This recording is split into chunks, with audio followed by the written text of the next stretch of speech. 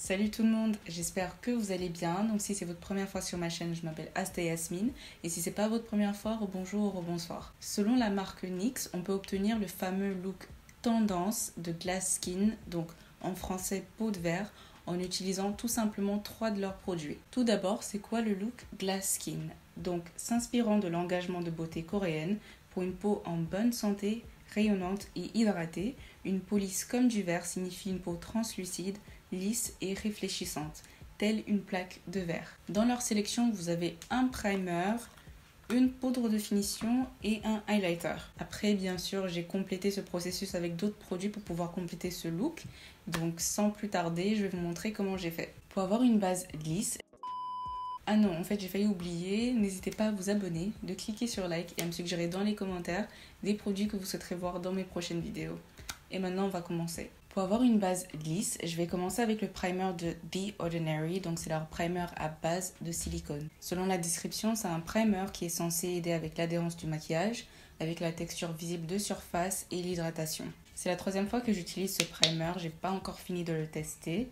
Pour l'instant, je trouve que c'est un primer qui aide bel et bien à lisser votre peau.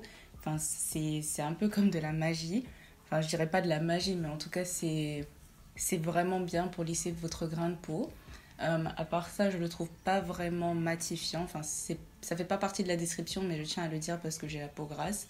Ça ne matifie pas ma peau. Je vois bien que ma peau continue à briller même après l'application. Et ça floute légèrement mes pores. Après, c'est pas un truc de ouf. Je vais continuer à le tester et on en reparlera sûrement dans une autre vidéo. Et maintenant, on passe au primer High Glass de la marque NYX. Il existe en 3 teintes. Donc, vous avez la teinte Moonbeam qui vous permet d'avoir un reflet argenté. Vous avez la teinte Rose Quartz qui vous permet d'avoir un reflet rose doré. Et si vous choisissez la même teinte que moi, donc Sandy Glow, vous allez avoir un reflet doré. Selon la description du site, sa formule imprégnée de perles réflectrices de lumière crée l'illusion d'une peau de verre translucide au toucher soyeux et s'étale en douceur, créant un look frais et radieux qui peut être porté seul ou sous un fond de teint pour une tenue brillante prolongée. Aujourd'hui, je vais l'utiliser tout seul parce que j'ai vraiment envie de voir comment ça fonctionne tout seul et donc je ne vais rien mettre par-dessus. On va vraiment aller pour un look naturel aujourd'hui. Donc voilà à quoi ressemble la teinte sur le dos de ma main. Et je vois déjà dans le swatch qu'il y a des mini paillettes en fait, mais c'est tellement minuscule que ça se voit à peine, du coup je pense que ça ira. Ce produit-là vient avec un pinceau, mais je n'ai pas acheté le pinceau. À la place, je vais utiliser le mien, le M530 de la marque Morphe. Et à la base, c'est un pinceau que j'utilise pour mon blush, mais aujourd'hui, il va me dépanner pour ce produit. Je vais juste commencer par ce côté-là de mon visage pour qu'on puisse faire une comparaison. En tout cas, ça se blende très bien. Donc voilà le côté de mon visage où il y a juste le primer. Et voilà le côté où j'ai appliqué le produit. Et on dirait vraiment que mon visage est mouillé. Et j'adore ça, je trouve ça très beau pour l'instant. Et je vois ces mini paillettes dont je parlais tout à l'heure, mais pareil, c'est pas très extrême. Et du coup, je pense pas que ça va me poser un problème plus tard. Je vais juste terminer le reste et on va continuer sur la suite. Donc là, on passe au concealer Born to Glow de la marque NYX dans la teinte Cappuccino. C'est un concealer que j'avais déjà testé dans une de mes anciennes vidéos que je vais mettre, enfin je vous mettrai le lien juste là. J'ai continué à l'utiliser depuis et il me plaît énormément. Le seul bémol, c'est qu'au bout d'une heure ou deux, ça commence à se filer entre les ridules. Cependant, c'est un compromis en fait que j'ai pas de mal à accepter parce que j'adore la couvrance, j'adore la texture, j'aime tellement à quel point c'est hydratant et j'ai même pas le contour de l'œil particulièrement sec, mais c'est juste super agréable.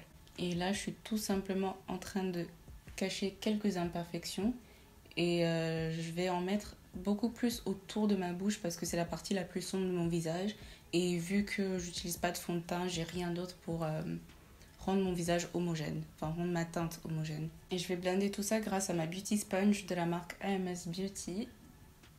Et vous allez voir, c'est tellement facile à blender. J'aime trop ce concealer. C'est vraiment dommage que ça se file aussi vite dans les ridules. Mais quelque part, c'est normal vu que c'est un produit qui est tellement hydratant. Et les produits hydratants ont tendance à bouger, enfin se déplacer beaucoup plus vite que les produits mat. Donc maintenant que ma teinte est unifiée, je vais utiliser un concealer plus clair, donc toujours de la marque NYX et toujours le concealer Born to Glow, mais cette fois-ci dans la teinte Warm Honey. Ça va juste me permettre d'illuminer certains points de mon visage là où j'applique d'habitude un concealer plus clair. Je vais prendre ma poudre Huda Beauty dans la teinte Kunafa et je vais uniquement fixer le concealer qui se trouve sous mes yeux.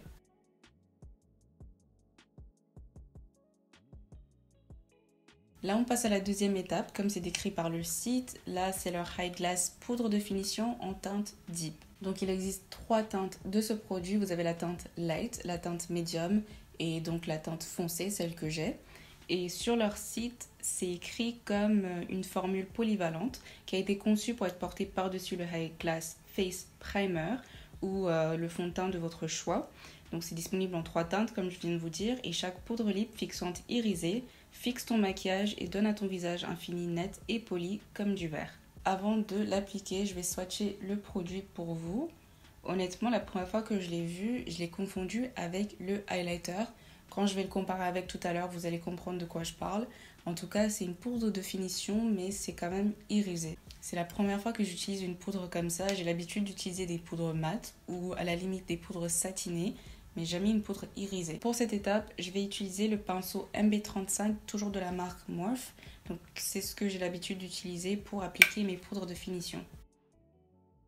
Pareil que tout à l'heure, je vais juste l'appliquer sur ce côté de mon visage d'abord pour qu'on puisse faire une comparaison. Donc voilà le côté sans la poudre qui est quand même très illuminé. Et voilà le côté avec qui est encore plus illuminé. En fait, ça amplifie l'éclat qu'on avait déjà, qu'on avait obtenu avec le primer. J'avais trop peur que ça passe comme si j'avais juste appliqué un highlighter sur l'intégralité de mon visage. Je vais être honnête, c'est toujours un peu l'impression que ça me donne parce que je me vois très bien utiliser ça comme un highlighter les jours où je veux pas du tout appliquer de maquillage, enfin en tout cas très peu de maquillage.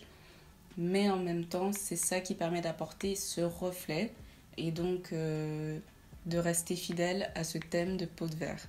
Donc là, je suis en train de le mettre sur l'intégralité de mon visage et je dois dire que ça n'a pas du tout perturbé tout ce que j'avais fait avant. Cependant, je suis très contente de ne pas l'avoir appliqué sous mes yeux parce que j'aurais détesté cet effet irisé sous mes yeux. Et depuis tout à l'heure, par réflexe, j'arrête pas de regarder ici, genre en m'attendant à voir mon reflet alors qu'il n'y a pas de miroir. Ce qui est un peu dommage, mais bon, c'est pas si grave. Je viens d'essuyer mon pinceau et je vais le réutiliser pour appliquer mon bronzer. Donc c'est de la marque Kylie Cosmetics et c'est dans la teinte Tony Mommy. J'aurais bien aimé avoir un bronzer en crème. Je pense que ça serait mieux aller avec ce look. Mais bon, j'en ai pas pour l'instant. Je compte bien tester les nouveaux bronzers crémeux de la marque Fenty Beauty. Je pense qu'ils sortent que le 16 avril. Comptez sur moi pour faire un test en tout cas. Je n'ai toujours pas de blush crémeux non plus. Du coup, je vais utiliser un rouge à lèvres satiné. Donc, c'est la teinte Fred de la marque Colourpop. Et du coup, je vais l'appliquer sur le dos de ma main en premier. Et après, je vais juste en prendre un tout petit peu parce que c'est quand même un rouge à lèvres très pigmenté. Un petit point, ça suffit. Et je vais l'appliquer sur ma joue. Je sais que ça prend beaucoup plus de temps que lorsqu'on utilise un pinceau et un simple blush en poudre.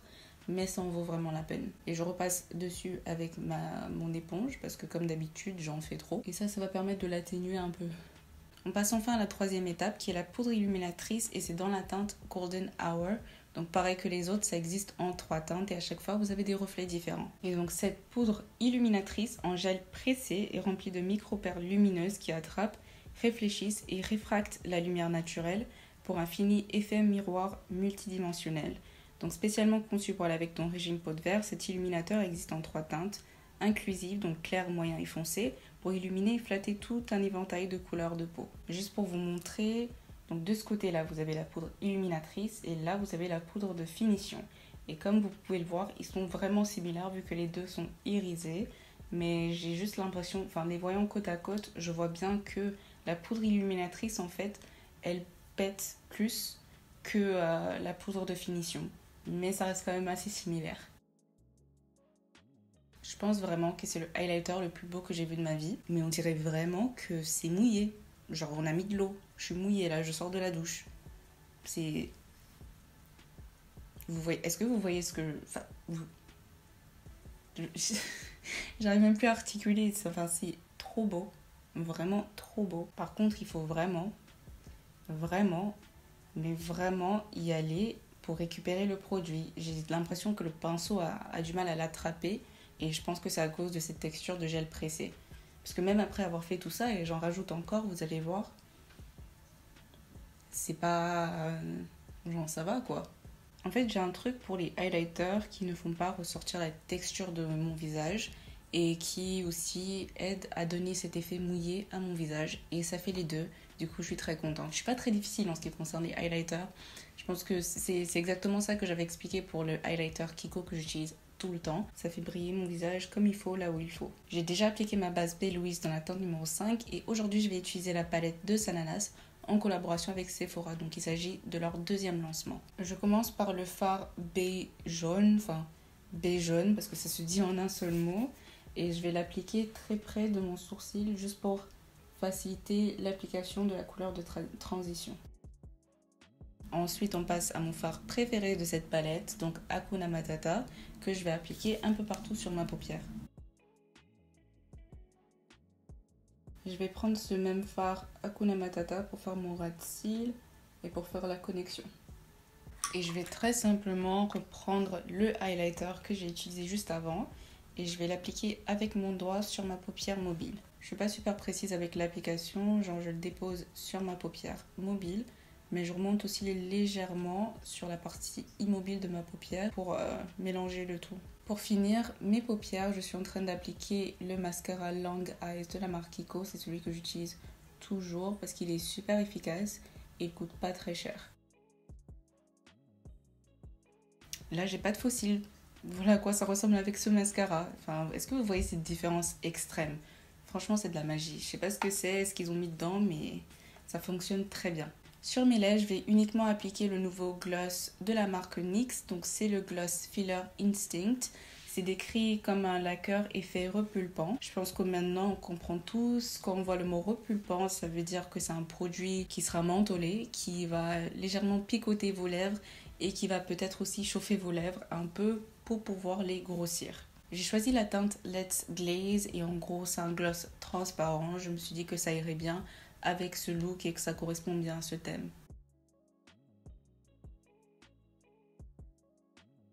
La seule chose qui me dérange, c'est que ça commence déjà à se séparer là au niveau de mes lèvres, genre quand je parle, et je déteste ça.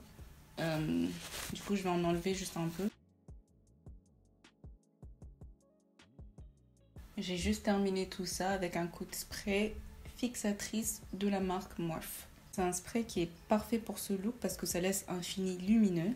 C'est pas comme si j'avais besoin de plus de luminosité que ça, mais bon, ça fait pas de mal. Voilà le résultat final et un résultat que j'apprécie énormément. J'ai réussi à l'obtenir, obtenir ce look Glass Skin grâce aux 3 produits de NYX qui ont très bien fonctionné ensemble et ils ont aussi très bien fonctionné avec des produits que j'avais déjà, notamment le primer, le blush, le rouge à lèvres que j'utilise en tant que blush et mon bronzer. Je vous conseille absolument tous ces produits, notamment le highlighter je pense que vous avez très bien compris durant la vidéo que c'est le produit qui m'a vraiment bluffé. Tout le reste était nouveau pour moi, notamment la poudre de finition satinée et un primer qui vient avec des paillettes. C'était nouveau, j'ai beaucoup apprécié. Mais ça, la texture de gel pressé, sublime. Le seul petit problème, je suis vraiment obligée de le dire, mais le seul petit problème, c'est la sélection de teintes. Et je dis ça pour tout le monde, genre pas que pour les peaux foncées. Je me dis que si vous avez une peau plus claire et que vous avez choisi un primer avec un reflet doré, vous n'allez pas pouvoir utiliser ce highlighter qui a un reflet doré parce que ça va être trop foncé pour vous. Et dans le sens inverse, j'ai peur qu'une personne de peau foncée qui choisit le premier primer avec un reflet argenté et qui veut un highlighter avec un reflet argenté, il va se retrouver avec un highlighter qui est trop clair. Et donc pareil pour les poudres de finition, la poudre de finition foncée venait qu'avec un reflet doré et la poudre de finition claire venait avec le reflet argenté. Donc ça, si j'ai envie d'utiliser que des gammes de ces produits et que je veux un reflet argenté, ça va être un peu compliqué. Par chance, moi, dès que je vois dans la description d'un produit, je sais pas, sous-ton, effet, je sais pas quoi, doré, j'achète. Donc là, par chance, moi j'ai pu tout utiliser. Maintenant que j'ai terminé l'intégralité de mon visage et que je regarde de plus près, je ne vois plus du tout cette texture irisée qui m'avait fait un peu peur quand j'ai appliqué la poudre de finition. Avec tout le reste que j'ai appliqué, maintenant on dirait que je brille de l'intérieur. C'est une mauvaise traduction de l'expression en anglais glowing from within. C'est juste trop beau et qu'importe la direction dans laquelle je me tourne, on voit ce reflet et c'est pas gras. Il fallait que je le dise, il fallait que je répète ce mot. Mon visage n'est pas gras et c'est très beau et je suis très satisfaite. En plus de ça, ça a été un look très facile à réaliser, des produits très faciles à utiliser. Du coup, je sais que je vais reproduire ce look très souvent et je vais faire d'autres variations avec. Et j'ai beaucoup aimé aussi faire mon maquillage sans utiliser de fond de teint et directement appliquer un concealer pour cacher mes imperfections. Et donc ça aussi, c'est quelque chose que je pense que je vais continuer à le faire, ouais. Bien évidemment, je vais retester ces produits plus tard en utilisant un fond de teint pour voir si ça donne aussi bien. Avec un fond de teint, si on arrive toujours à voir cette différence, si on arrive toujours à voir cette luminosité et ce reflet. Et voilà tout pour moi, j'ai plus rien à ajouter. J'espère que cette vidéo vous a plu. N'hésitez pas à vous abonner, de cliquer sur like et à me suggérer dans les commentaires ce que vous souhaiterez voir dans mes prochaines vidéos. Des bisous.